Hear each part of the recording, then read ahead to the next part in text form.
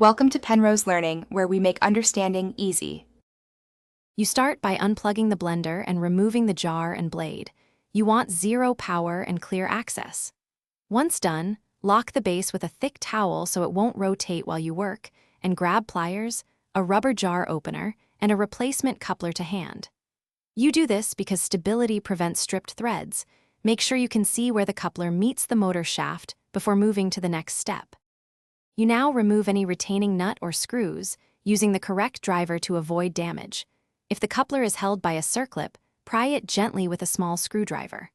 Once accessible, use a rubber jar opener for grip and counterhold the motor coupling with pliers while you twist the old coupler off. This prevents slipping and further wear.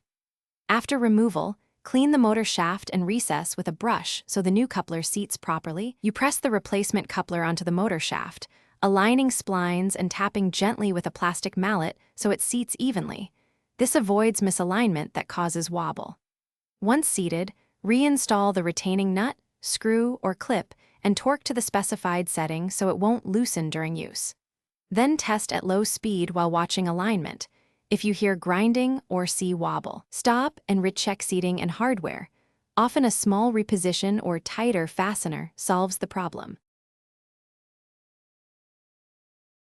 Thanks for watching. If this was helpful, leave a like and consider subscribing. See you next time.